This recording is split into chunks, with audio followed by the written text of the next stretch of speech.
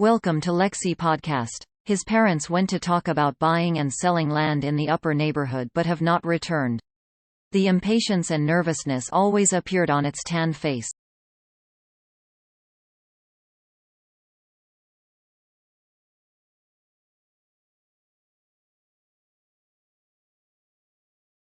The eyes kept looking towards the distant dike, where there were rows of coconut trees lined up outside the big grove. He took a bowl of rice and walked back and forth, standing around the stilt house and then sitting again. There was a glimpse of his parents walking towards the duck hut covered with a green canvas.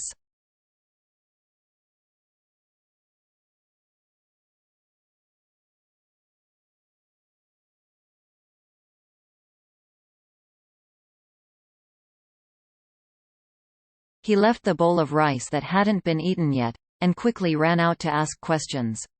"What's up, parents? Have they bought it yet? How much is it? When will we deliver the land?"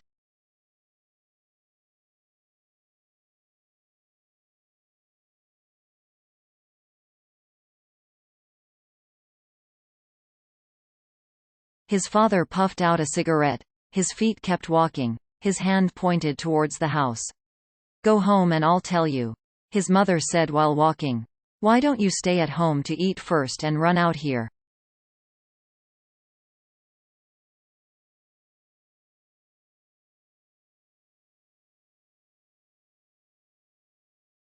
"Why don't you stay at home to eat first and run out here?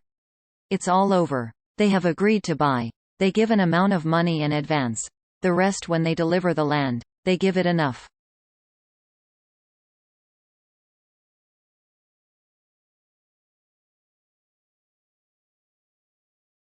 When he heard this, he was overjoyed, and ran to the house in one go. So from now on he will become the boss. It will do business, no longer have to stick to the mud in the fields full of hard work. Its dreams soon came true.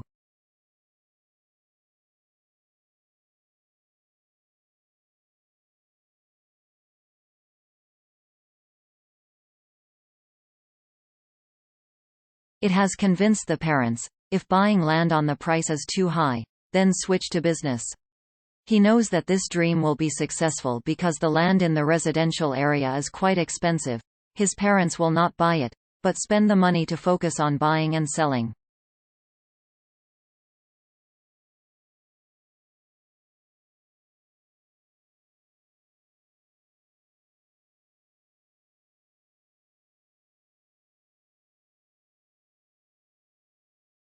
He sat down at the table under the gourd and smiled to himself, waiting for his parents to come back to discuss moving the house to live in the residential area.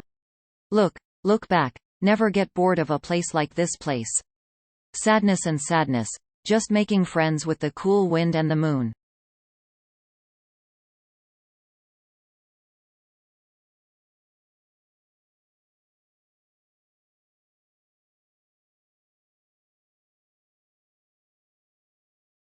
The wings of storks flying over the rice fields, the buffalo herds coming back in the sunny afternoon. In the morning, it is much better. Having a farmer visit the field to talk is also less sad. But in the evening and at night, it is the loneliness that covers the small house.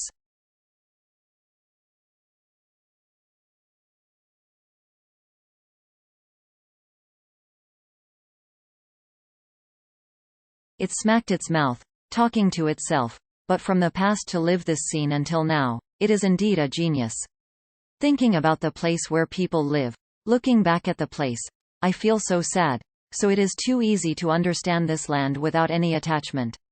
The whole night his house was rummaging around to prepare for tomorrow to move to a new house where the residential cluster lived.